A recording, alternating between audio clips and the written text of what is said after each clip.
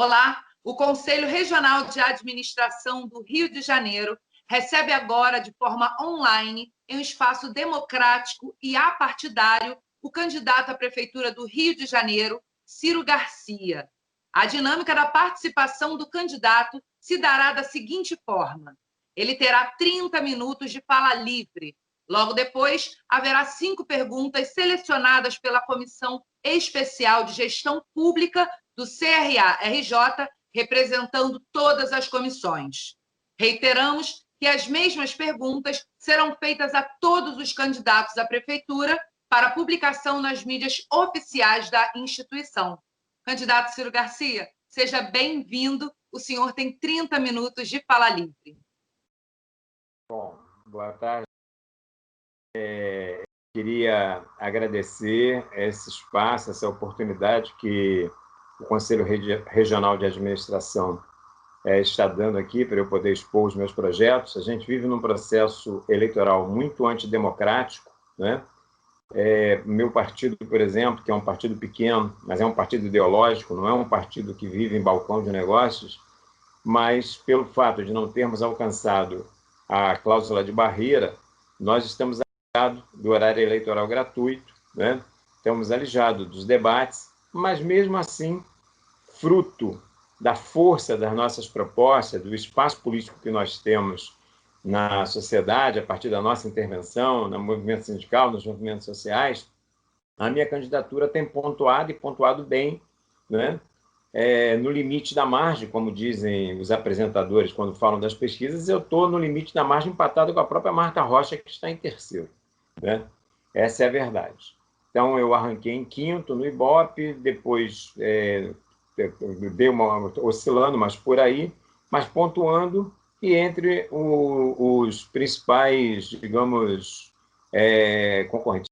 Mas é um motivo assim, de muita alegria, porque aqui no nosso país, o que eles querem fazer é o que fizeram já nos Estados Unidos, né? Que é passado pelo capitalismo como um modelo de democracia, né? A democracia mais forte, a maior democracia do planeta. Na verdade, democracia não tem nada. Lá tem inúmeros candidatos à presidência da República e só existem 2 que estão disputando as eleições, que é o Trump e o Biden, né? Porque o grande empresariado dos Estados Unidos financiam os seus candidatos, ou no Partido Republicano ou no Partido Democrata. Então, você tem uma série de outros partidos, Partido Verde, bom, tem vários partidos, né? E que os candidatos simplesmente não existem. Aqui querem fazer o mesmo em relação aos partidos ideológicos. Tem uma frase que diz que, na vida, que você tem que cresça e apareça, mas na política você tem que aparecer para crescer. E eles querem exatamente o oposto, é a nossa invisibilidade. Então, desse ponto de vista, ter um espaço como esse aqui no Conselho, fornecido pelos companheiros do Conselho Regional de Administração, para poder expor nossos debates, é de muita importância para nós, porque isso vai furando essa falta de democracia do processo eleitoral. Bom, eu quero começar colocando o seguinte: são 14 candidatos nesse processo eleitoral, mas, na verdade, só existem 2 projetos sendo apresentados para os trabalhadores e trabalhadoras da cidade do Rio de Janeiro. Um projeto é defendido de maneiras distintas, com nuances, pelos outros 13 candidatos. É um projeto de gestão do capital, um projeto de gestão do sistema capitalista, que vai desde a proposta ultraliberal, né, e de ultradireita, de Luiz Lima, o Crivella querendo colar a todo instante sua imagem no Bolsonaro, e o próprio Eduardo Paes, né, transitando também por aí. Aí você vem para candidaturas mais ao centro, né? Mas chegando, inclusive, à esquerda, onde é que está centro-esquerda, Marta Rocha, chegando no PT da Benedita e tal. E o que acontece? Nós, todos esses... O PDT já foi governo aqui na nossa cidade, tá? E os problemas continuaram os mesmos, né? O PT foi governo no país. E o que fez? Um governo de conciliação de classes. Se aliou com o grande empresariado e acabou governando para o grande empresariado e dando migalhas para a classe trabalhadora, né? E o PSOL sempre com uma postura de gestão responsável do capital, né? como, por exemplo, agora, por ocasião da pandemia, quando teve a votação da PEC, da chamada PEC do Orçamento de Guerra, votou junto com a ultradireita, junto com o Centrão, junto com o PT, PCdoB e os demais partidos, essa chamada PEC do Orçamento de Guerra, sem exigir nenhuma contrapartida para a classe trabalhadora, como, por exemplo, a estabilidade no emprego. Então, eu digo que essas 13 candidaturas, elas representam um projeto de gestão do capitalismo com nuances, tem suas diferenças, tá? Mas são projetos de gestão do capitalismo. E existe um outro projeto sendo apresentado aos trabalhadores e trabalhadoras da nossa cidade, que é o nosso projeto, que é uma alternativa socialista para os trabalhadores e trabalhadoras do Rio de Janeiro. Então, essa é uma primeira questão que é fundamental. A razão de ser da nossa candidatura é apresentar uma candidatura de ruptura com o status quo, uma candidatura de ruptura com o sistema capitalista e apresentar uma alternativa socialista e revolucionária para a cidade do Rio de Janeiro. Bom, com isso, o que nós estamos querendo dizer? Nós estamos vivendo uma crise brutal, né? Que já vinha se prolongando desde 2008 no sistema capitalista a nível internacional, atingindo os grandes países imperialistas, inclusive, do planeta. Essa crise não se fechou e, mesmo antes dela se fechar, ela foi agudizada em muito com a pandemia, né? Que fez essa crise se exacerbar do ponto de vista econômico, político, social. Então, potencializou tudo, né? Potencializou tudo, exatamente. Então, o que acontece? O sistema capitalista demonstrou, principalmente naquele país onde ele é mais forte, que é os Estados Unidos da América, o que ele tem a oferecer para a classe trabalhadora, que é a barbárie. O fato de você ter lá nos Estados Unidos não existir saúde pública fez com que houvesse aquela explosão, né, de casos e de letalidade. E a perversidade é que, por exemplo, você não tem nem 13% da população é negra nos Estados Unidos, mas na hora dos óbitos é mais de 50% dos óbitos são negros. E está na raiz disso, essa insatisfação, né, essa opressão brutal, os movimentos antirracistas, que a morte do George Floyd foi um estupim, né, que acabou irrompendo em manifestações multitudinárias naquele país, inclusive com a participação de parcelas expressivas da população branca contra a violência policial, mas que tiveram como mola propulsora os negros por conta dessa situação. O que é isso que o capitalismo pode oferecer para os trabalhadores? Aqui no nosso país não é diferente. Então, quando nós colocamos que estamos apresentando uma alternativa socialista e revolucionária para a cidade do Rio de Janeiro, nós queremos dizer o seguinte: nós estamos vivendo uma crise brutal, que implica num desemprego brutal, aumento da população de rua, crise econômica, crise social, fechamento de pequenas empresas, de pequenos negócios, aumento da informalidade, todas as consequências, né, que advêm de uma crise que é econômica, que é política, que é social, que foi exacerbada com a pandemia. Então, nós queremos dizer com toda a clareza de que os ricos é que têm que pagar por essa crise. É um absurdo que o 1% mais rico tenha ficado mais rico ainda durante a pandemia, enquanto os pobres cada vez mais miseráveis, dependendo de um auxílio de R$600, que agora vai passar a ser R$300, e mesmo assim, a quantidade de pessoas que dependem desse auxílio são milhões de pessoas aqui no nosso país. Então, isso é uma indecência, isso é uma imoralidade. Então, nós temos que fazer com que os ricos paguem pela crise. E como que nós vamos fazer que os ricos paguem pela crise? Então, para começar, nós pretendemos suspender o pagamento da dívida pública do município, que nada mais é do que transferência de renda do município para os cofres dos banqueiros e dos grandes fornecedores da prefeitura. As grandes empreiteiras que têm contratos com a prefeitura e os demais fornecedores, alimentação, tá? São os grandes fornecedores, né, da prefeitura. Nós queremos suspender o pagamento dessa dívida pública, tá? Queremos estabelecer um IPTU progressivo, onde aqueles bairros nobres da cidade paguem um IPTU mais alto para que nós possamos isentar de IPTI os bairros onde reside a população de baixa renda.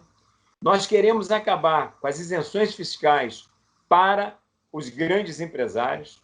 Hoje, por exemplo, a grande mídia, né, nas mãos dos grandes grupos econômicos e os partidos ligados a esses grupos econômicos, os grandes partidos, tentam responsabilizar o funcionalismo público municipal como sendo responsável pelos problemas de caixa da prefeitura, quando, na verdade, o problema de caixa da prefeitura tem a ver com o pagamento do serviço da dívida e com as isenções fiscais, né? A gente depois pode dar alguns dados, e são cifras astronômicas. E eles tentam, falaciosamente, responsabilizar os servidores como se fossem os servidores os responsáveis por esse problema. Isso não é verdade. Então, nós temos que atacar essa questão de frente. Essas medidas, combinado com isso, a questão da própria arrecadação dos royalties do petróleo e outras, né, medidas, a cobrança, por exemplo, de dívidas, essas cobranças, segundo o Tribunal de Contas do município, as dívidas que tem a ver com a isenção fiscal, de que a prefeitura é credora, passa da ordem de 40 bilhões de reais. Passa da ordem de 40 bilhões de reais. Então, nós temos que reaver esse... Então, dinheiro tem. O problema é tirar de quem tem. E todos os prefeitos que passaram pela Prefeitura do Rio até o dia de hoje, todos, sem exceção, governaram para os ricos e poderosos. Essa é uma distinção nossa. Nós queremos governar para os trabalhadores, para os setores explorados, para os setores oprimidos, né? Então, nesse sentido, os ricos têm que pagar pela crise. De posse desses recursos, né, que a gente vai alavancar com essas medidas a que eu me referi, nós pretendemos fazer uma série de coisas. Primeiro, começando a atacar a questão do desemprego, que é brutal aqui na nossa cidade, né? Implementando um plano de obras públicas, né? E fazer as obras realmente necessárias na nossa cidade. Que obras são essas? Nós queremos fazer obras de saneamento básico, né? Queremos urbanizar as favelas, obras de contenção de encostas, transferir os moradores da área de risco, mas não para locais distantes, sem infraestrutura, transferindo eles dentro da própria comunidade onde eles moram, para que eles não percam seus laços culturais, seus familiares, seus amigos, seus locais de trabalho, seus locais de estudo. Então, nós temos que fazer um plano de moradias populares, financiado pela prefeitura, né? Nas próprias localidades, obras, né, de urbanização nas favelas, acabar com essa história de que existe uma cidade partida, que uma coisa é a favela, outra coisa é o asfalto, a cidade é uma só, né? Quem mora nas favelas, em sua esmagadora maioria, são trabalhadores e trabalhadoras que constroem as riquezas dessa cidade, né, em suas mais diversas funções. Então, nós temos que assegurar isso. Temos que garantir coleta de lixo regular, temos que garantir construção de escolas onde se fizer necessário, de quadras, para que essa juventude possa desenvolver esportes e atividades culturais. Ou seja, nós temos que fazer planos de obras públicas, reequipar a área da educação, porque nós temos que fazer creches, por exemplo. Existe uma demanda de creches na nossa cidade que é uma coisa absurda.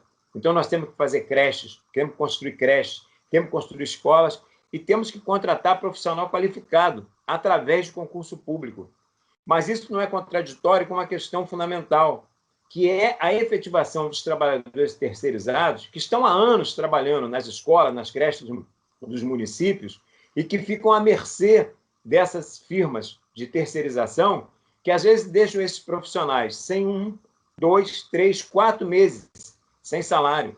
Então, isso não é trem da alegria, né? Até porque eu sou funcionário do Banco do Brasil aposentado, eu passei no Banco do Brasil por concurso público e acho que uma das maiores conquistas na saúde do município, na educação do município, tem que ser efetivado, sem prejuízo de que você faça concursos públicos para poder contratar profissionais de qualidade para resolver o problema, não só da educação, que eu estava me referindo, mas também na saúde. Então, a nossa proposta é a municipalização da saúde total.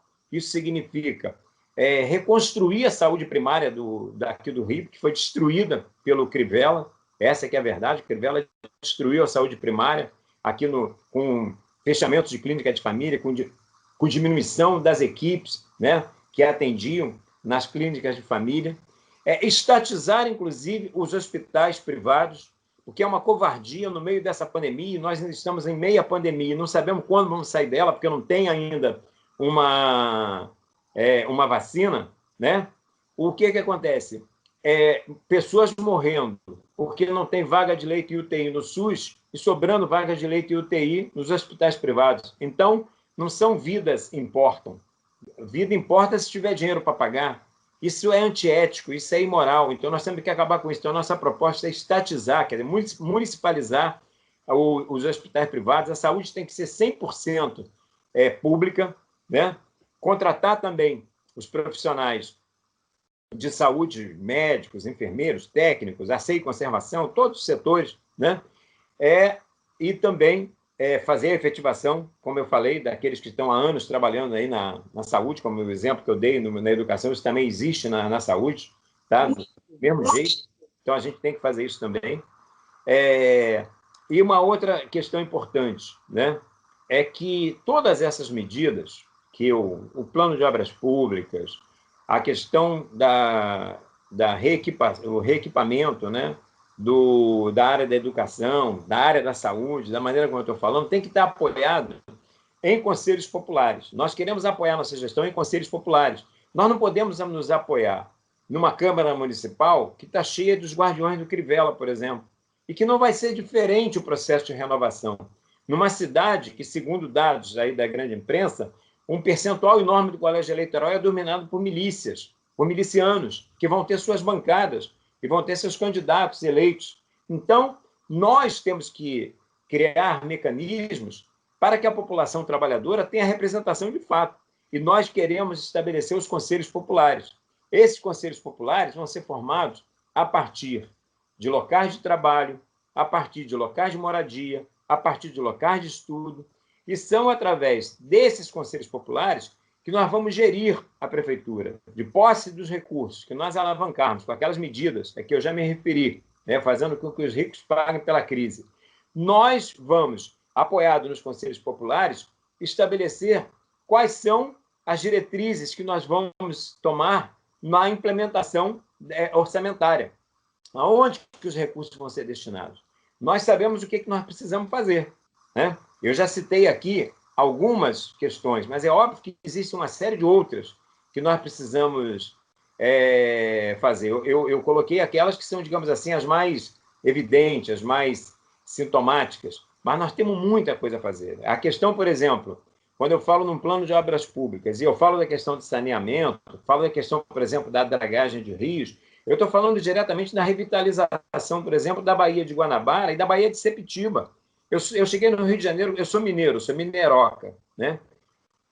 Cheguei no Rio com 6 anos de idade. E eu sou de um tempo em que eu tomava banho na Baía lá na praia de Sepetiba. E a gente ainda passava uma laminha que tinha lá que o pessoal dizia que era medicinal. E todo mundo saía, ficava o corpo inteiro naquilo numa boa e não dava efeito colateral. Tinha a sua utilidade. A Praia de Ramos era própria para banho. As praias da Ilha do Governador eram próprias para banho. E hoje, lamentavelmente, nós temos aquele ecossistema da Baía de Sepetiba totalmente degradado.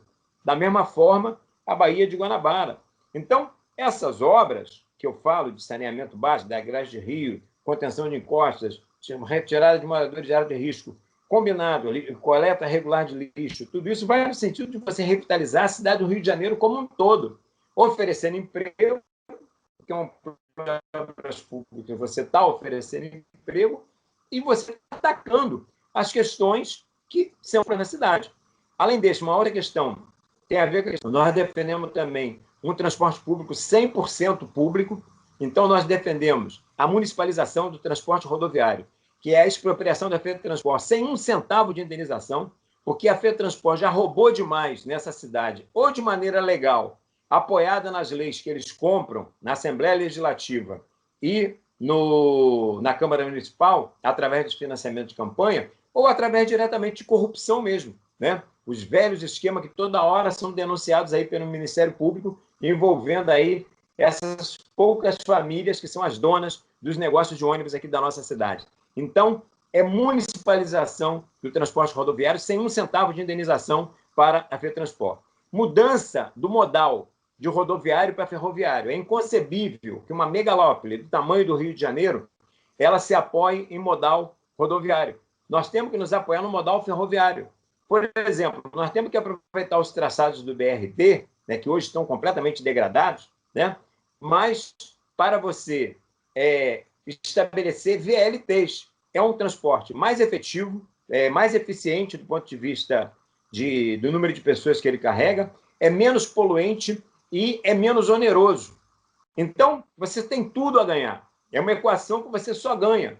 A única coisa que justifica o modal numa cidade como a nossa ser rodoviário é o peso da indústria do petróleo, é o peso da indústria automotiva, e que mandam, né, no Poder Executivo, no Poder Legislativo, e faz esses absurdos. É você ter um país da dimensão do nosso, que é um país continental, e você não ter transporte ferroviário de passageiro. Você só tem de carga.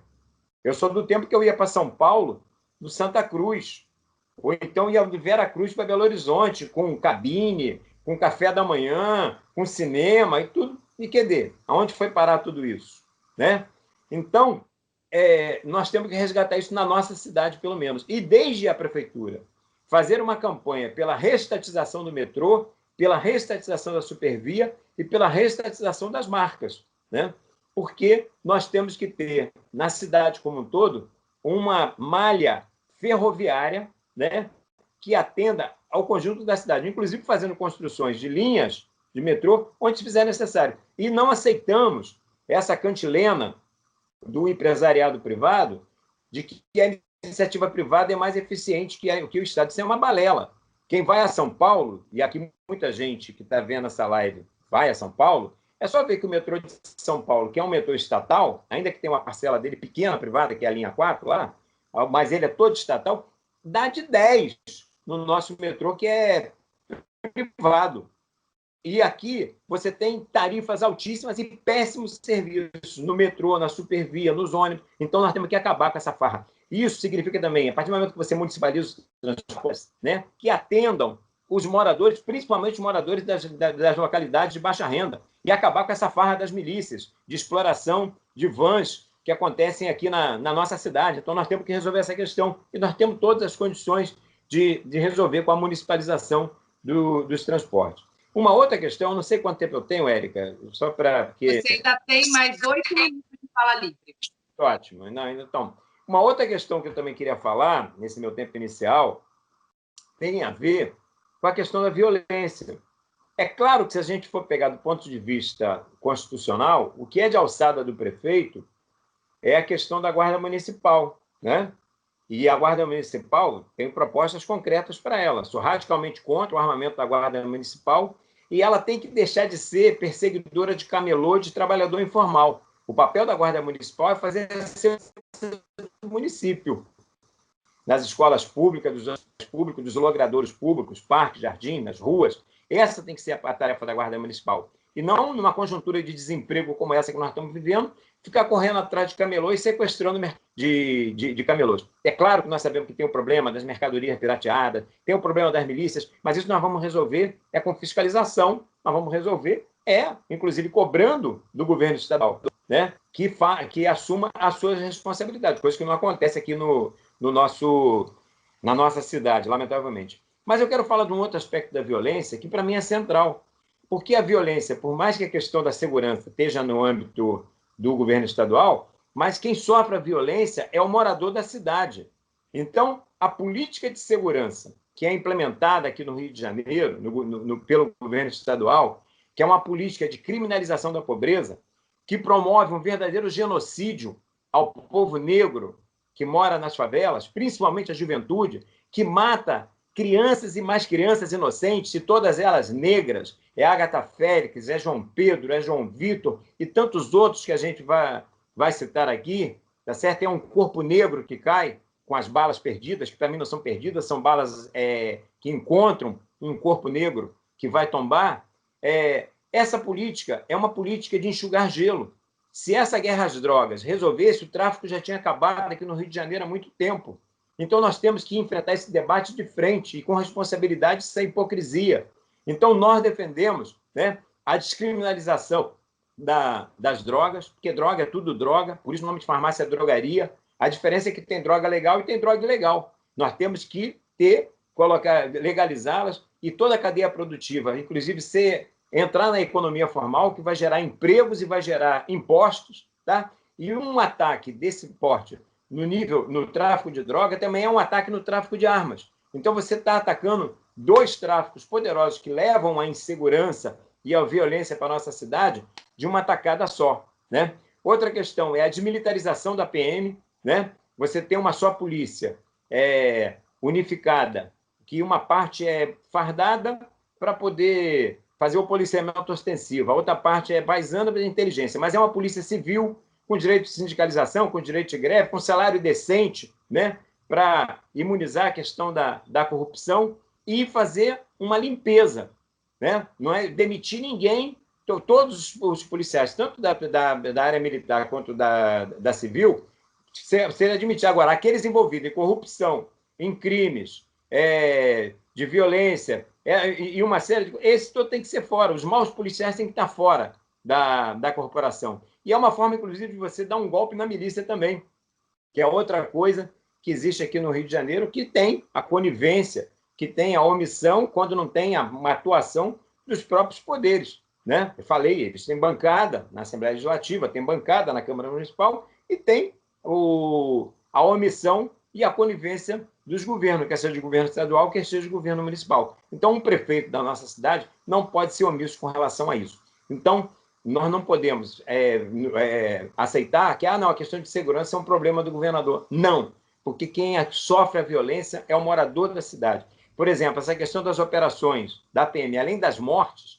de balas achadas e perdidas, né, mata uma série de inocentes, porque mata negros, a juventude negra é envolvida ou não com o tráfico. Basta ser negro. É o que o neguinho da Beija-Flor falou em relação ao filho dele agora, que morreu baleado.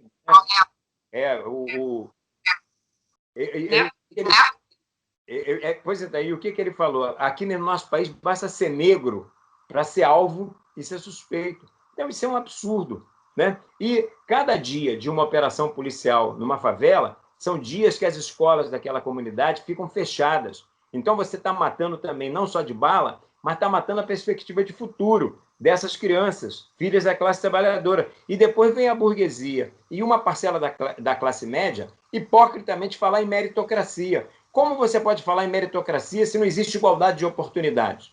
Como você vai falar em meritocracia agora, vai ter um Enem, por exemplo, no início do ano, onde os filhos da classe média e da burguesia, que estudam no Santos Milagrosos, como diz uma amiga minha, no São Bento, no Santo Inácio, no São Vicente, no Santos isso, no Santos aquilo, que tiveram, mesmo com a pandemia, condições de ter um ensino de qualidade de EAD, vão competir com os filhos da rede pública que não tinham nem aparelho, nem computador, nem uma internet decente, uma exclusão digital imensa aqui no nosso país. Então, essas questões são questões todas que estão colocadas aí e que nós queremos tratar. Então, para ir encerrando, né, a gente acha, por exemplo, que nessa questão também da segurança, nós defendemos duas coisas. A polícia tem que ser uma polícia de aproximação com a comunidade, então nós defendemos eleição de delegados, como é nos Estados Unidos, tá? A polícia tem que se impor pelo respeito, e não pelo medo, não pela opressão, e também comitês de autodefesa das próprias comunidades, das próprias favelas. A população tem o direito de se defender do tráfico, da milícia e das forças de segurança que desempenham equivocadamente o seu papel, né? de maneira a oprimir essas comunidades, que são milhões de pessoas e que são formadas, em sua esmagadora maioria, por trabalhadores, trabalhadores e trabalhadoras. Então, não sei se eu acho que já está chegando aí o meu tempo. Tem 1 minuto? Não, eu acho que nesse 1 minuto, eu acho que só para apresentar assim, o programa, os nossos propósitos, eu acho que já deu, né, para dar uma cara, o nosso perfil, o que nós queremos fazer nesse processo eleitoral, né? E é isso. Nós entendemos que não existe saída para a classe trabalhadora dentro do sistema capitalista e nós temos que fazer com que os ricos paguem pela crise e, por isso, estamos oferecendo uma alternativa socialista para os trabalhadores e trabalhadoras da nossa cidade. Muito obrigada pela explanação, Garcia. Primeira pergunta enviada pela Comissão Especial de Gestão Pública. Como pretende equalizar os desafios fiscais, econômicos, sociais e de gestão, principalmente no que tange a reduzir as desigualdades sociais? E como o Conselho Regional de Administração do Rio de Janeiro pode ajudar o governo eleito a participar desse processo? Eu acho essa pergunta excelente, porque ela coloca uma questão que está hoje na ordem do dia e que, para quem, né, está se candidatando a ser o gestor público da cidade, né, nós não podemos nos omitir, que é a questão da reforma administrativa. Essa reforma administrativa que o Congresso Nacional, o governo Bolsonaro, né, Paulo Guedes e o grande empresariado tentam vender como se fosse retirada de direitos, retirada de privilégios e de regalias dos servidores, nada mais é do que um brutal ataque aos servidores em todas as esferas, federais, estaduais e municipais, né? Isso tem impacto direto aqui no município, porque quando se ataca um servidor público, na verdade está atacando o serviço público. E quem depende do serviço público é a população trabalhadora mais pobre e a população trabalhadora mais humilde, que precisa e tem direito a uma saúde pública gratuita e de qualidade, que precisa e tem direito a uma educação pública gratuita e de qualidade, que precisa e tem direito a uma segurança pública, que seja uma segurança pública e não segurança do patrimônio privado dos ricos e endinheirados, como acontece hoje aqui no nosso país e aqui na nossa cidade, no nosso estado. Então, essa questão de acabar com o concurso público e principalmente com a estabilidade é deixar o servidor à mercê do assédio moral, do assédio sexual, das ameaças de chantagem, porque isso é a defesa que o servidor tem para não ser obrigado a fazer um mal feito que pode ser chantageado pelos governos de plantão. Na época em 88, quando a gente estava lutando por essa questão, os servidores públicos, né, e os funcionários das empresas estatais, como é o meu caso, que também é concurso público, ainda que nós sejamos seletistas, não existe a estabilidade no Banco do Brasil, na Petrobras, nós não somos do RJU, mas nós temos o concurso público, mas a questão da estabilidade para os servidores tinha uma palavra de ordem muito importante que era: os governos passam, os servidores ficam. E o que eles querem fazer é que os governos entrem e passem junto com que os servidores entrem e saiam junto com os governantes. São os trens de alegria, né? Estabelecer empresas terceirizadas e colocar um monte de capachos ou de amigos do clientelismo, ou na base do compadrismo, na base do nepotismo, é o amigo dos amigos, igual aquela facção, uma facção que existe por aí, e deixar o trabalhador completamente à mercê. Então, eu quero aproveitar esse espaço para me posicionar radicalmente contra essa reforma administrativa, que não é um ataque a privilégios, sim um ataque a direitos. E direitos que não dizem respeito somente aos servidores, direitos que dizem respeito principalmente à população trabalhadora, que é aquela que precisa dos serviços públicos. Agora, diante disso, existem outras questões na pergunta que envolvem coisas que eu já tive a oportunidade de falar.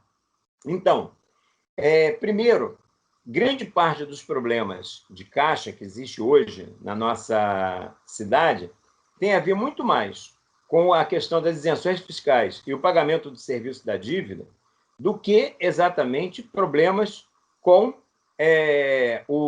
por exemplo, pagar os servidores.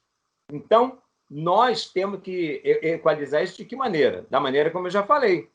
Nós temos que restabelecer, né, a questão do IPTU progressivo, a suspensão do pagamento da dívida pública, né, cobrar as dívidas, né, que o empresariado tem com a prefeitura e, a partir daí, implementar um plano de obras públicas, fazendo aquelas obras necessárias, e outras medidas. Por exemplo, a questão do desemprego, a própria prefeitura pode dar exemplo, que é estabelecendo uma escala móvel de salário e de horas de trabalho. O que significa? Nós podemos reduzir a jornada dos servidores públicos municipais sem a redução do salário e, com essas vagas que surgirem, realizar concurso público para ocupá-las. Então, você vai estar aumentando a oferta de emprego. Nós podemos estimular, inclusive, que a iniciativa privada faça isso.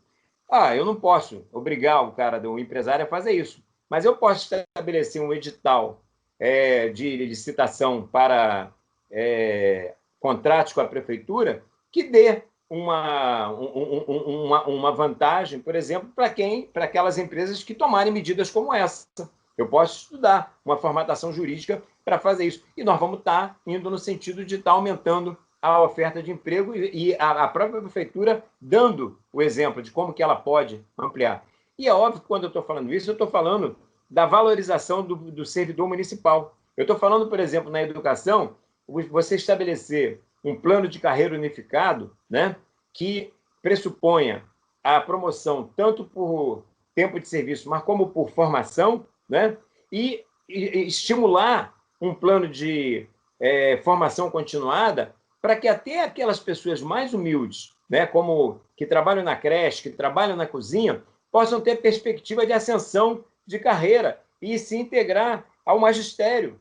Então, nós temos que dar esse tipo de incentivo, temos que ter políticas no sentido de ir qualificando essas pessoas. A mesma coisa na saúde. Nós temos que também ter um plano unificado dos servidores da saúde e procurar fazer com que, por exemplo, o nível de qualificação, o seu nível de formação vai se aprofundando. Estimular o técnico a se tornar um enfermeiro, estimular o enfermeiro, de repente, a se tornar ou então, através de programas de pós-graduação. São N. Nós vivemos numa cidade que tem muitas universidades públicas e que nós temos todas as condições de fazer, né, convênios, parcerias, estabelecer editais. São N formas, né, de poder promover esse tipo de situação. Uma outra questão que tem a ver com a pergunta, né, com os problemas sociais que nós temos, né, tem a ver com a população de rua. Não tem como a gente virar as costas para uma coisa que cada dia é mais gritante, né?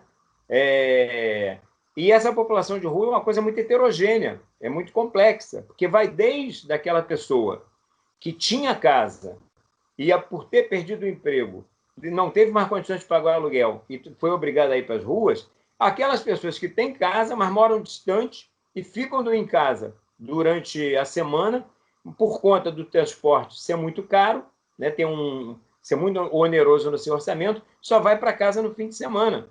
Então, nós temos que, sem falar a população de rua, que tem a ver com os dependentes químicos, aí, como eu falei, é muito complexo. Então, nós temos que ter a geração de empregos que eu falo, desde o plano de obras públicas e todas essas obras que eu já me referi, a questão da escala móvel de horas de salário e de trabalho da prefeitura. Ou seja, uma outra questão que eu não falei, eu não sou daqueles que acham que a vocação do Rio é só a questão do turismo e a questão do serviço. Nós temos uma indústria naval que já empregou milhares de pessoas aqui. Então, é tarefa do prefeito da cidade do Rio de Janeiro tomar todas as medidas que tiverem a seu alcance para revitalizar a indústria naval, porque nós temos uma série de estaleiros fechados lá na ilha do governador.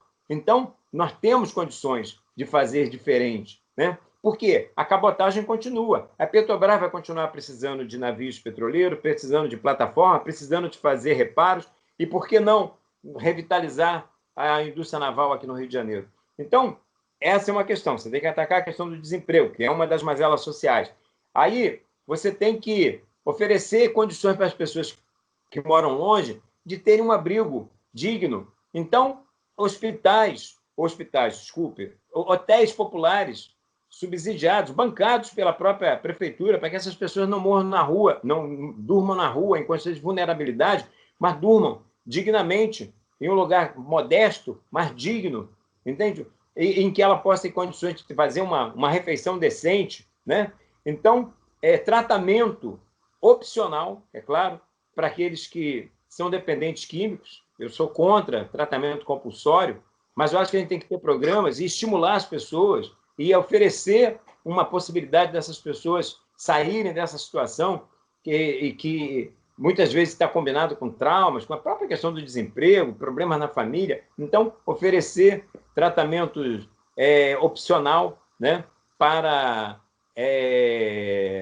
os dependentes químicos, né, programa de desintoxicação, tratamento psiquiátrico também, porque tem toda uma população, uma parcela dessa população que precisa de um apoio, precisa de encontrar um rumo, reencontrar um caminho que em algum momento, por algum motivo, ela perdeu. Então, o tratamento psiquiátrico também é voluntário, porque nós somos contra qualquer tipo de compulsoriedade, qualquer tipo de obrigatoriedade com relação a isso.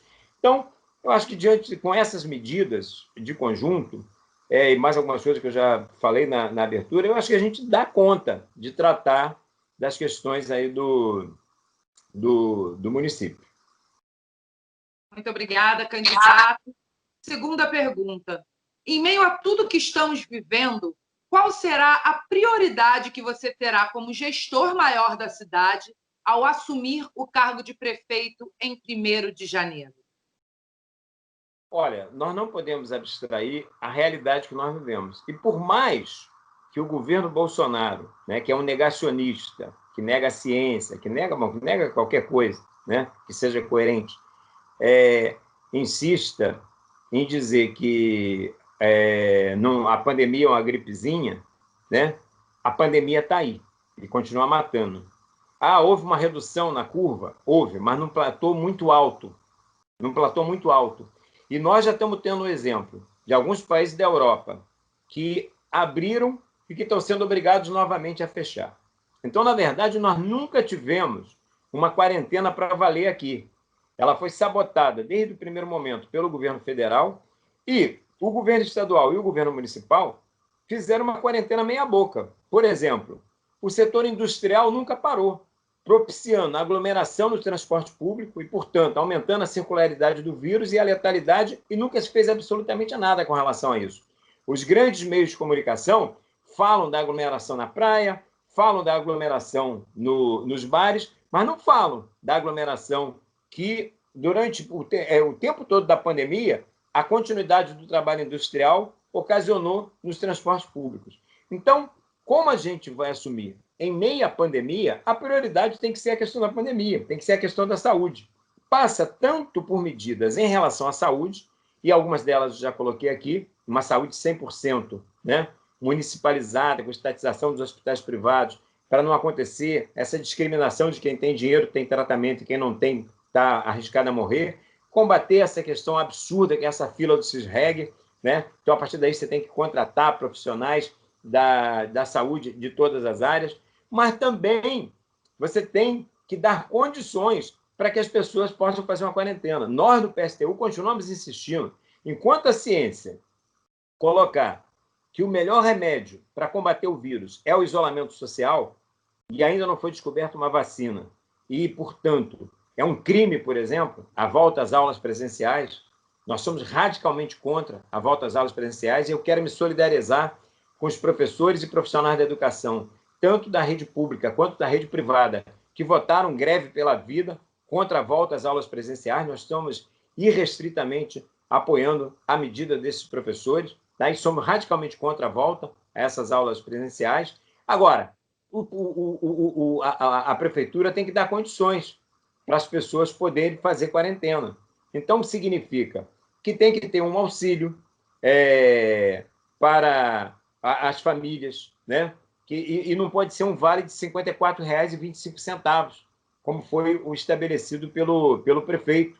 Então, nós, além de lutarmos, né, para que o auxílio emergencial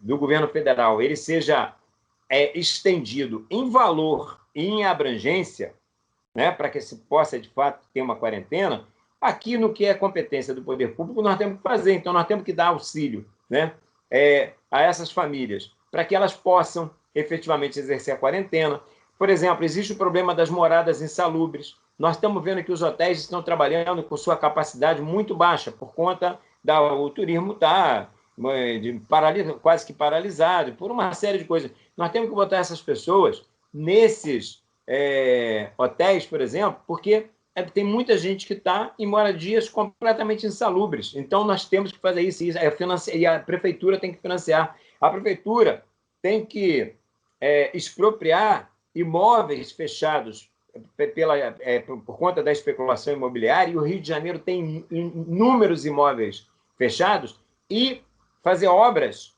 emergenciais, né, dentro desse plano de obras públicas que eu falei, e colocá-los em condições de também se colocar a serviço dessa coisa da população mais vulnerável, não só a população de rua, mas também pessoas que moram em casas que não têm água encanada, que não têm saneamento básico, que não tem absolutamente nada.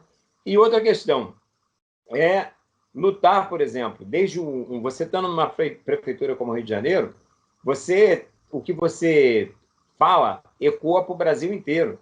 Então, nós temos que lutar, por exemplo, para que haja uma licença remunerada dos trabalhadores, mas remunerada e com estabilidade no emprego, para que tenha uma quarentena para valer. Essa vai ser a prioridade, essa vai ser a perseguição. E aí, no caso, por exemplo, como nós somos contra as aulas presenciais, dar condições ao alunado da rede pública, de todos os níveis, né, de acompanhar as aulas remotas. Então, isso significa que a prefeitura tem que fornecer aparelho, tem que fornecer uma linha de internet decente, onde as pessoas não ficam à mercê de oscilações de acordo com o plano que ela possa ter ou não, ou os gatonetes da vida. Isso tem que ser responsabilidade da prefeitura. Então, tudo isso demanda muito dinheiro? Tudo isso demanda muito dinheiro. Mas existe dinheiro para poder fazer tudo isso. O grande problema é que o dinheiro sempre é aplicado para pagar dívida de banqueiro e dívida dos grandes dos grandes fornecedores da prefeitura, principalmente uma série de dívidas que foram contraídas por ocasião dos mega eventos, né? Tanto a Copa do Mundo quanto a questão das Olimpíadas. Então, nós temos que equalizar isso. Dinheiro tem, a gente pode tirar e aí tomar essas medidas. Esse conjunto de medidas é que são as prioridades de tudo isso. Isso é muito importante também, apoiado nos conselhos populares. Porque não tem como você fazer isso apoiado na Câmara Municipal, que vai ser, mais uma vez, eleita por uma esmagadora maioria de vereadores eleitos pelo financiamento privado de campanha. Enquanto tiver financiamento privado de campanha no nosso país, nós vamos ter representantes de bancadas. É a bancada da FETranspor, é a bancada do ensino privado, é a bancada da saúde privada. O que tem dinheiro? São os empresários, e é eles que financiam as campanhas. Então, se você não tiver uma política de financiamento público de campanha com equanimidade, né, onde todos tenham direitos exatamente, haja uma fiscalização rigorosa com relação a isso, em relação a não só a quantia, tempo de TV para todo mundo, e não essa história de você ter um candidato que tem um latifúndio de tempo e outro tem 1 segundo, não consegue nem falar, e sem falar aqueles que estão fora, como é o meu caso, né, que ficaram de fora diretamente da TV, e não é por falta de representatividade, porque nós estamos aí pontuando em todas as pesquisas. Não, é por uma arbitrariedade de concentração de poder na mão dos grandes partidos da burguesia, do grande partido do empresariado e dos balcões de negócios, né, que são os partidos ligados a esses empresários. Então, essa questão não dá para você se apoiar numa Câmara Municipal, que vai ser contra tudo isso que eu falei. Absolutamente tudo isso que eu falei vai ser contra. Nós vamos ter que nos apoiar nos conselhos populares, formados por local de trabalho, local de moradia, local de estudo. E, a partir dos conselhos populares, mobilizar a população, né, para que aquelas questões que nós estamos colocando aqui se transformem na realidade. Eu queria só dar um exemplo de como isso é possível. Como eu não estou falando aqui, é uma quimera, é um sonho, não. Todo mundo se lembra que em 2013, quando começou aquelas mobilizações multitudinárias, um dos estopins, ou melhor, o estopim, foi a luta lá do Movimento pelo Passe Livre de São Paulo, né, que lutava pelo passe livre de São Paulo e fez mobilizações contra o aumento de passagem. Tanto é que não é só por 25%. Enquanto eles estavam lutando lá pelo passe livre, aqui no Rio já tinha passe livre. E por que no Rio já tinha passe livre? Porque a FETranspo é muito legal? Não. Porque nós tínhamos um vereador que era do nosso partido, que é o Guilherme Reze, né, que apresentou uma proposta de passe livre na Câmara, mas nós não ficamos lá, o Guilherme, tentando convencer aos pares dele de que aquela proposta era justa. Não, nós fomos para dentro das escolas do município.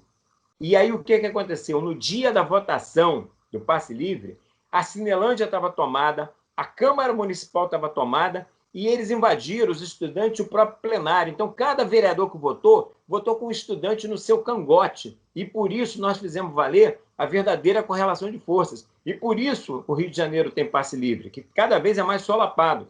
Porque quando nós o aprovamos, era só a pessoa estar uniformizada que teria direito a passe livre para onde quisesse. Agora não, é o tal do cartãozinho, que é a educação que pressupõe só de casa para a escola, da escola para casa. E não vê que ir numa biblioteca, ir num museu, ir num parque. E eu tenho toda uma série de atividades que fazem parte da formação cultural, da formação educacional dos estudantes e que não estão previstos aí por esse cerceamento.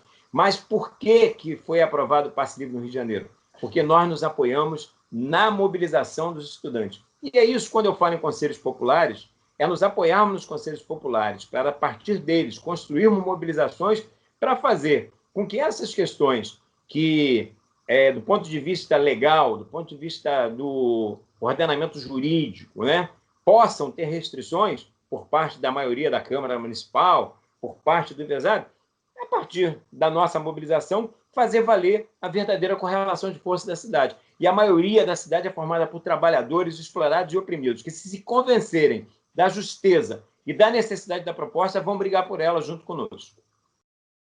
Muito bem.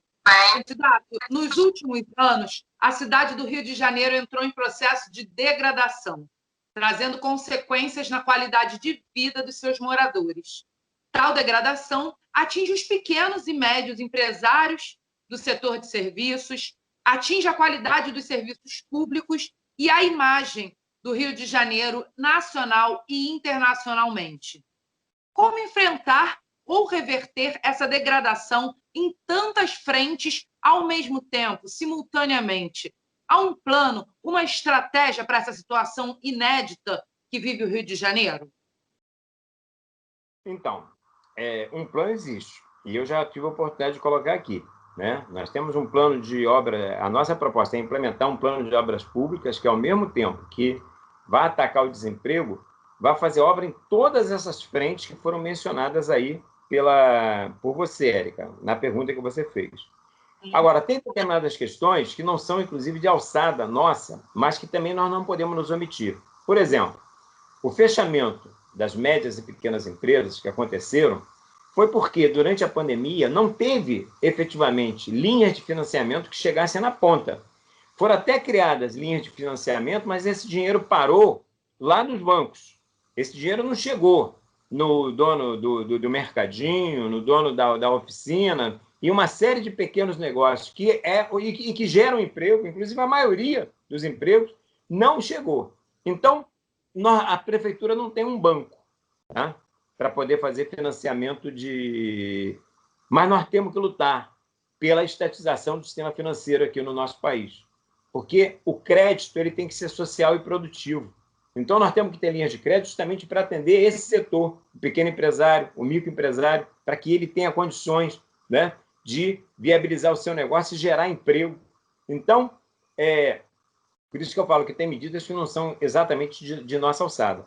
Agora, nós vamos pressionar nesse sentido. Vamos colocar a prefeitura, né, na luta com relação a isso. Mas, naquilo que quando a gente fala, por exemplo, dessa degradação toda do Rio de Janeiro, e a gente sente isso é uma questão visual, é só você ir para as ruas e você ver, né? Esse conjunto de medidas que eu me referi a partir aqui do plano de obras públicas, nós podemos reverter. Então, para mim é muito importante a questão da revitalização, por exemplo, do ecossistema lá da Baía de Sepetiba, porque, inclusive, tem uma parcela de pessoas que vivem, inclusive, da pesca naquela região. É uma questão de economia, mas também é uma questão de dinamizar o turismo, né? O turismo não pode ser só do centro para a Zona Sul.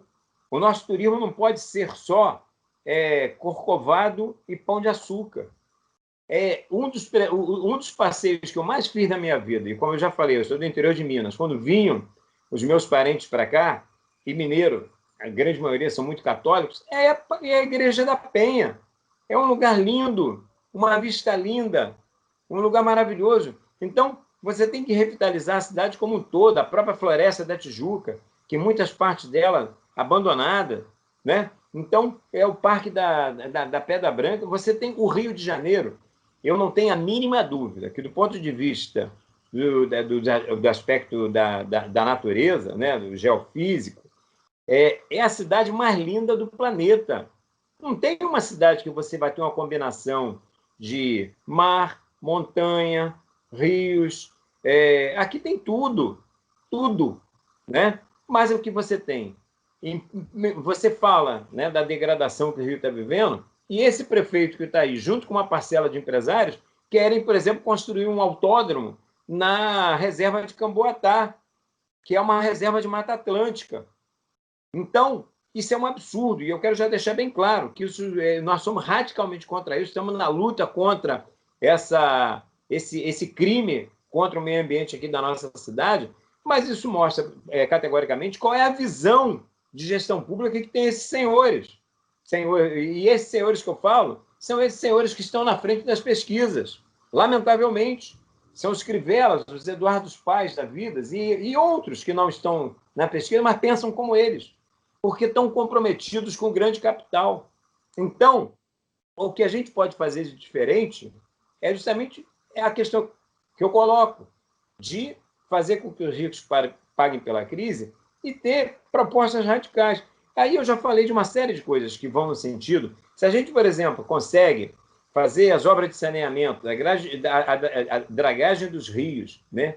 A questão, nós vamos estar indo no sentido de revitalizar a própria Baía de Guanabara e você recuperá-la tanto do ponto de vista do turismo, mas não só do turismo, da pesca, de atividades que podem estar ligadas ali. Nós temos uma população enorme que fica no entorno da própria Baía de Guanabara. Então, se você tem uma Baía de Guanabara limpa, você pode ter colônias de pescadores que vão ter o seu sustento e condições de colocar um alimento muito mais barato na mesa do trabalhador, né? Nós ainda temos campo nessa cidade, então nós temos que incentivar a agricultura familiar, porque por mais que se fale no agronegócio, né? E aí vem o grande empresariado, o agronegócio, 70% deles são multinacionais e quase 100% dele é voltado para a exportação, porque o Brasil é uma plataforma de exportação de commodities, de grãos, de minério, né? Então, a alimentação que vai para a mesa do trabalhador é a agricultura familiar. Essa que é o que coloca a alimentação na mesa. Então, nós temos que incentivar também. Então, tem uma série de medidas que podem ser tomadas que vão no sentido de acabar com essa degradação e revitalizar a cidade como um todo. E aí, o Rio de Janeiro ele tem que ser uma cidade maravilhosa, não só para os ricos e poderosos, não só para quem mora nos bairros nobres, que pode ter acesso à cultura, né? Você tem um prédio, por exemplo, só no Shopping da Gávea tem não sei quantos teatros. Em compensação, a rede de cultura da prefeitura é completamente abandonada. Então, isso tem que ser revitalizado também. Então, você tem que revitalizar as lonas culturais, construir equipamentos de cultura, construir teatros, né? Construir outros espaços onde a juventude possa dar vazão à sua criatividade.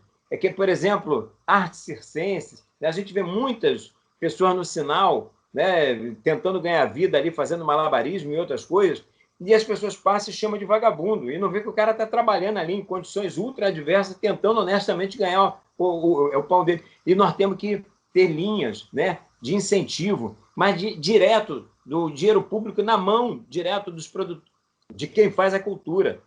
Tá? Porque essa lei de incentivo fiscal é uma outra coisa que é um problema. Empresário não é filantropo. Empresário quer retorno, empresário faz investimento. E aí você tem, por exemplo, lei de incentivo fiscal que faz com que, por exemplo, os projetos dos artistas que já têm nome sejam financiados. E aquele artista que está começando, que está engateando, esse não tem financiamento. Então, a prefeitura tem que ter, né, linhas de financiamento que atinja a ponta, né, programas que atinja a ponta para financiar a cultura aqui na nossa cidade. Nós temos que descriminalizar, por exemplo, essa questão do funk. É um absurdo. Essa criminalização é uma manifestação cultural da juventude negra das nossas favelas e que tem a adesão de uma parcela enorme da juventude branca que mora no asfalto que vai frequentar esses bailes. E por que essa discriminação? É óbvio que houve uma apropriação, inclusive por parte do capitalismo, em relação a essa questão do funk, esse chamado, porque o funk, quando começou, não era essa coisa da apologia ao sexo e violência e outras coisas, não. O funk, quando começou, nós tínhamos aí Claudinho e Bochecha, nós tínhamos aí Eu Só Quero É Ser Feliz e Andar Tranquilamente na Favela Onde Eu Nasci, que é um direito elementar de todo e qualquer um. E, lamentavelmente, ele foi apropriado pelo capital, né? O capital ele constrói e destrói coisas belas, né? Atualmente, mais destrói do que constrói. Nós temos que reconstruir as coisas belas. Então, nós temos que tomar medidas que vão... Você vê que a gente já falou aqui de um monte de coisas, né? Esse um monte... Eu falo, por exemplo, me é muito caro falar dessa questão, por exemplo, da parte da cultura, porque meu irmão não está mais aqui entre nós, ele morreu em 2007, mas meu irmão, por exemplo, ele era da Lona Cultural de Vista Alegre. Ele era ator, ele era diretor de teatro, professor de dança, e ele criou a Paixão de Cristo de Vista Alegre, que veio, inclusive, a se inserir no calendário cultural da cidade do Rio de Janeiro, e que existe até hoje. Então, é um espetáculo, a Paixão de Cristo de Vista Alegre, que já aglutinou, na época dele, milhares e milhares de pessoas, né? Porque ele gostava de coisas grandiosas, ele fazia lá no campo de futebol que tinha lá em Vista Alegre, do lado da escola que eu estudei, que é a Marina Bastida Dulce Teixeira Lopes. E aquele campo lotado, milhares de pessoas. Então, isso tudo tem que ser revitalizado. E com essas medidas que eu falei, nós vamos estar dando perspectiva para a nossa juventude de emprego, de que ela possa desenvolver a sua criatividade, quer seja de atividades culturais, quer seja de atividades esportivas, né? Então, tem uma série de medidas. Se o Estado não quer o Maracanã, a gente quer. Eu sou do tempo do Maracanã, que eu frequentava a arquibancada, mas quando a grana estava curta, eu ia para geral. E era uma coisa ultrademocrática. Eu sou botafoguense, eu vi Garrincha jogar. Então, eu quero municipalizar o Maracanã e colocar uma tarifa, né, que permita que o trabalhador possa levar seu filho para ver um jogo de futebol. Porque hoje, quando você vê uma tomada de televisão, inclusive de times de massa, né, onde é que estão os negros? Você só vê brancos na arquibancada por conta de um processo de elitização. Então, isso também faz parte da revitalização. Toda a questão do carnaval. Você tem um prefeito que virou as costas para uma das principais manifestações culturais dessa cidade, que é o carnaval. Então, o que você tem que fazer? Você tem não só que financiar, além de, né, reformar o sambódromo, que já está precisando de uma reforma, ele tem que ser revitalizado, né? Mas você tem que financiar publicamente não só as escolas do Grupo Especial, mas também as escolas do Acesso e a Intendente Magalhães. Porque se você tem financiamento público, você acaba também com essa história do enredo patrocinado. O enredo patrocinado é uma coisa que tolhe, inclusive, a criatividade do artista, porque o sambista tem que fazer samba para o shampoo, para o iogurte, para o não sei o quê, e não é isso. Os sambistas da nossa cidade, né, eles já nos deram um exemplo de que, enquanto a gente está lutando, eu sou professor, né, eu nem na apresentação, eu sou bacharel em Direito pela UFRJ e sou mestre e doutor em História pela Universidade Federal Fluminense e estou em sala de aula. Mesmo sendo candidato a prefeito no Rio, eu estou dando aulas em EAD numa universidade da Baixada. Eu tenho 20 anos já de docência, dou aula em curso de Direito. E estou dando aula em plena campanha, né? Tem que fazer uma combinação, é uma pirotecnia, mas dá certo. A gente consegue fazer. Tem que ajeitar a agenda. Tem que ajeitar a agenda. Até porque aulas em EAD exigem muito mais que as aulas presenciais. A gente está trabalhando muito mais, os professores, não tenho a dúvida disso. Mas o que eu estou voltando aqui, o que eu estava falando, né? Essa questão do samba, esses sambas patrocinados, eles tolhem a criatividade do artista, do sambista, e enquanto nós, professores, negros, principalmente, que é o meu caso, que eu sou um negro, né? Lutando pela questão do ensino da história da África no currículo escolar, que é uma lei que nós conseguimos aprovar no início do ano 2000, mas que nunca foi implementada, que nunca teve concursos públicos com pessoas, quer dizer, voltadas efetivamente para essa, ou políticas de formação com relação a isso.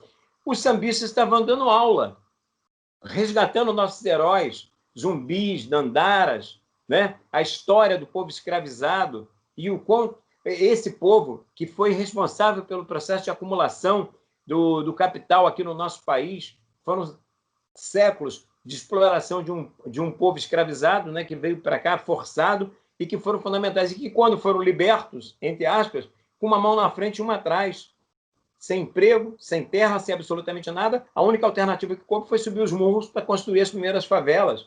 Então, mostra como que a criatividade, muitas vezes, de um sambista dentro de uma favela, dentro de uma comunidade que nem tem a escolaridade, né, de ter passado por um curso de história, né, mas ele tem a vivência e ele traz isso para dentro do espetáculo, ele traz isso na letra do samba, ele traz isso, né, e por isso é um absurdo um prefeito que pensa que o Rio de Janeiro é uma igreja, é uma grande igreja universal, né? Porque ele se recusa a, inclusive, receber ou passar a chave para o Raimundo, sem falar no corte drástico mesmo de financiamento que teve. Então, isso tem que ser parte também de tudo isso que eu falo. Isso tudo é revitalização do Rio de Janeiro. Isso tudo é transformar o Rio de Janeiro numa cidade maravilhosa, mas para a maioria da população, que são seus trabalhadores e trabalhadoras, que constroem a riqueza dessa cidade, mas estão privados de se apropriar dela. Eu quero que os trabalhadores e trabalhadoras que constroem a riqueza dessa cidade não só exerçam a gestão das riquezas que eles constroem, mas que possam se apropriar dela. E a cidade ser maravilhosa, de fato, para a sua maioria, que são os trabalhadores e trabalhadoras. Candidato, o senhor respondeu basicamente a quarta pergunta, mas eu preciso fazê-la para o senhor. Algumas cidades exploram com competência seus valores e suas características culturais, assim como seu modo de vida. Enfim, o seu soft power. A cidade do Rio de Janeiro é caracterizada pelo jeito carioca de ser, que envolve informalidade, acolhimento, humor, musicalidade e beleza. A pandemia e a degradação da qualidade da gestão pública, já citadas, causaram uma grave crise no turismo e na cultura carioca. Quais seus planos para explorar esse soft power carioca? Bom, eu quero deixar bem claro que eu me sinto exatamente desse jeito. Quando eu falo que eu sou mineroca, né, eu não posso fazer um atestado de falsidade ideológica e dizer que eu sou carioca, porque eu nasci em Minas, eu nasci em Mirim, né? E vim para cá com 6 anos de idade. Mas eu, desde que cheguei, né, a minha identidade, né, com a cultura do Rio de Janeiro, com o que é ser carioca, foi uma coisa assim total. E por isso é que eu digo que eu sou um mineroca. Então eu sofro muito com a degradação dessa cidade.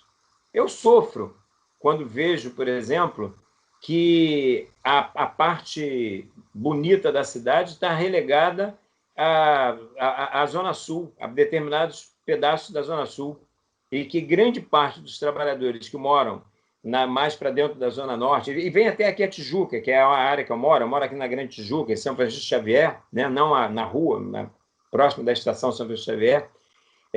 Mas quando mais você vai entrando para lá, você vai vendo, né, a ausência, principalmente dos serviços públicos, né, de políticas públicas, a ausência, por exemplo, dos equipamentos de cultura, essa coisa de você ter, num prédio na Gávea, não sei quantos teatros, e você ter pouquíssimos teatros na Zona Norte, quase teatro nenhum na Zona Oeste. Então, essas coisas todas, elas me afetam. E é nesse sentido, né, que eu já coloquei aqui ao longo da nossa live, que a gente vai tomar uma série de medidas para resgatar. Nós queremos resgatar toda a plenitude da beleza que é o Rio de Janeiro. Mas é de lá da Zona Oeste, do fundão da Zona Oeste, até a Zona Sul. Então, a questão do turismo, nós temos que resgatar o turismo, né? A vocação turística do Rio de Janeiro, em toda a cidade do Rio de Janeiro, e não um turismo caolho, que só olha para o lado da Zona Sul. Não, nós não temos só o Cristo e o Corcovado, ou as praias da Zona Sul. Nós temos uma cidade linda e maravilhosa aqui também. Nós temos que revitalizar o turismo lá na Igreja da Penha. Nós temos que revitalizar o turismo lá na Baía de Guaratiba, lá na Baía de Sepetiba, lá na Ilha do Governador, onde você tem também um outro lugar lindo e grande parte dele totalmente abandonado. Então, nós temos que revitalizar o turismo também lá. Então, nós temos que os parques que existem, Mendanha, Pico da Pedra Branca, existe uma série de coisas que nós temos que fazer.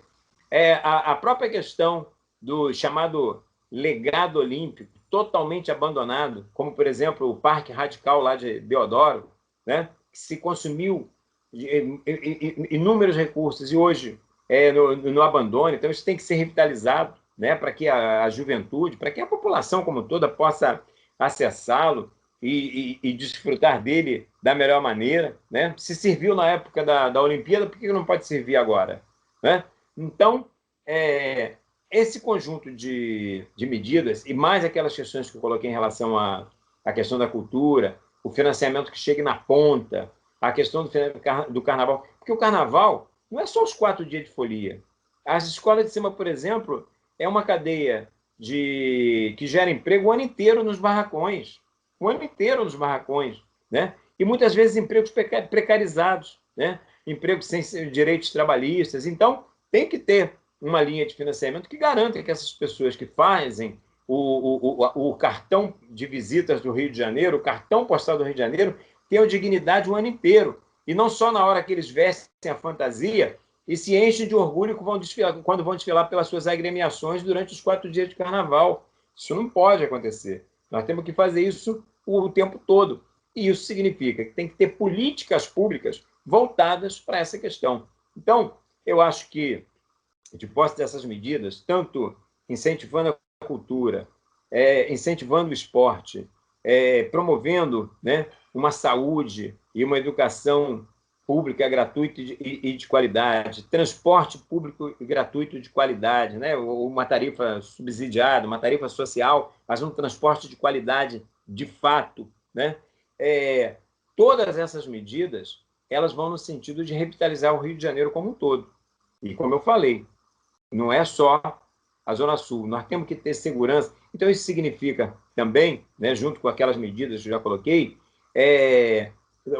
o poder público não pode ser omisso em relação a todos os dias os órgãos de imprensa dão conta de que as milícias, por exemplo, avançam sobre a cidade do Rio de Janeiro. E você tem o poder público de braços cruzados, ou melhor, omisso ou conivente com isso. A gente tem uma família de milicianos ocupando o Palácio do Planalto, né? E se eles não são milicianos, pelo menos eles gostam muito dos milicianos, né? Então, deixa eu me corrigir aqui, porque isso aqui é público, então, para eu não levar um processo. Mas se eles não são, adoro os milicianos, porque vivem promovendo os milicianos, deram não sei quantas homenagens nas mais diversas esferas, né? E eu costumo nessa coisa ir pela maioria, né? Não é à toa que no Carnaval uma das músicas que fez mais sucesso era aquela, Doutor, eu não me engano, o Bolsonaro é miliciano, entendeu? Isso é só uma música de Carnaval, tá, gente? Mas as evidências são... E aqui no Rio de Janeiro não é diferente em relação ao governo estadual e, lamentavelmente, em relação à própria prefeitura. Então, nós temos que tomar medidas. Aí tem que tomar aquelas medidas de segurança que eu já me referi, tá? Mas tem que ter fiscalização. É um absurdo. Por exemplo, os loteamentos que fizeram e dão tragédias como aquela da Muzema, nas barbas da prefeitura. Porque aquilo ali foi feito porque não teve fiscalização, não teve nada para embargar obras em um terreno totalmente inapropriado, colocando em risco, como aconteceu, inclusive vitimando pessoas. E é um absurdo, porque tem uma total conivência, até porque a milícia está dentro do poder político, porque tem milicianos e parlamentares que têm relações íntimas com ela e no próprio poder executivo. Então, essas coisas elas têm que ser enfrentadas de frente. Não é fácil, não tem nada fácil. É muito pelo contrário. Mas, desde que você tenha disposição e tenha uma política correta, uma política justa, a população do Rio de Janeiro vai respaldar, através dos conselhos populares, essas propostas, e nós vamos nos mobilizar para poder fazer com que o Rio de Janeiro seja uma cidade digna e maravilhosa para sua ampla maioria, que são os trabalhadores e trabalhadoras da cidade. Muito bem, candidato, chegamos à nossa última pergunta, que é: como administradores que somos, entendemos haver a necessidade de uma gestão pública profissionalizada. O funcionalismo federal vem há anos investindo no aperfeiçoamento de seus quadros, através da ação da Escola Nacional de Administração Pública, a ENAP. Com isso, há um desequilíbrio entre a profissionalização do funcionalismo federal e os servidores de outros entes federativos, o que traz consequências sérias para a execução de políticas públicas e até mesmo para obter recursos federais para aplicação no município. Além do mais, a rápida evolução de novas tecnologias impacta diretamente os processos na gestão pública, que pode e deve se tornar mais eficiente. Há planos para incentivar a profissionalização e a recapacitação permanente do funcionalismo municipal? Como será feito? Sem dúvida alguma. Eu já tive a oportunidade, inclusive, quando falei de um plano de carreira unificado para os profissionais da educação, eu falei, né, da importância da formação continuada, né, e o estímulo, né, de que, por exemplo, as pessoas que hoje trabalham na cozinha, que trabalham, né, as merendeiras, as cozinheiras, possam, inclusive, ter perspectiva de ascensão dentro desse plano de carreira unificado e se incorporar ao magistério. Eu acho que essa questão, da mesma forma falei isso na saúde, e é uma questão geral. Esse incentivo, né, que foi citado aí na pergunta, que existe em relação a essa escola, que existe em relação ao aperfeiçoamento do servidor federal, pode ser reproduzido aqui em âmbito do município.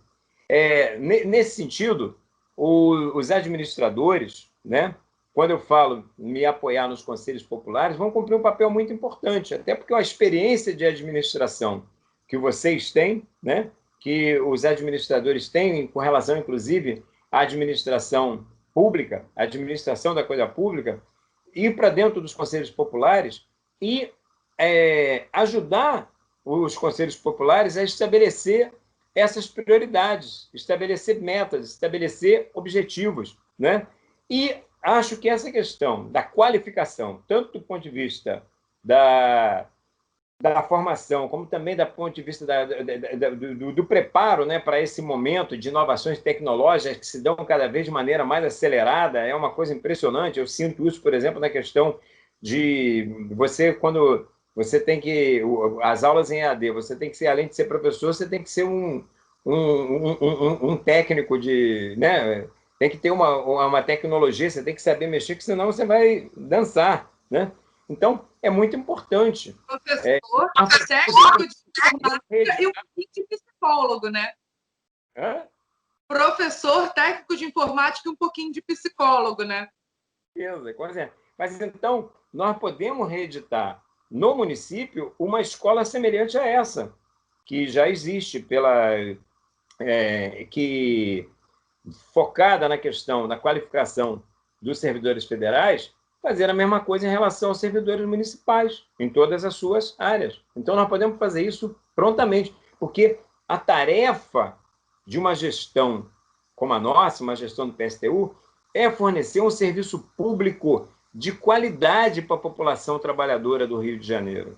Então, se a nossa tarefa é oferecer um serviço público de qualidade, nós temos que qualificar esse servidor público municipal. E aí eu quero aproveitar o gancho da pergunta para voltar. Nós temos que colocar a nossa campanha a serviço da luta contra essa reforma administrativa, que é uma falácia, de que é para combater privilégios. Na verdade, é um ataque brutal aos servidores e aos serviços públicos. Então, nós defendemos o Instituto do Concurso Público, a estabilidade, porque os governos passam, mas os servidores ficam, e é como eu falei, a forma que o servidor tem de poder não se submeter a chantagens, não se submeter a assédio moral, assédio sexual e toda uma série de outras coisas, e ficar nos cabides do clientelismo, do compadrismo, do nepotismo. Então, essa é uma questão decisiva para nós.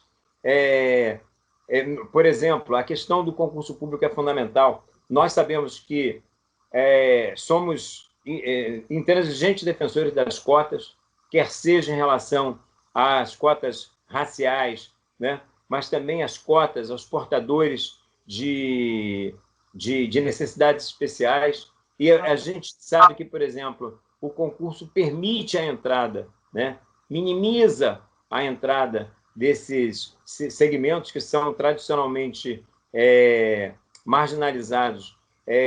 O advento do concurso propicia uma democratização na entrada desses setores no serviço público.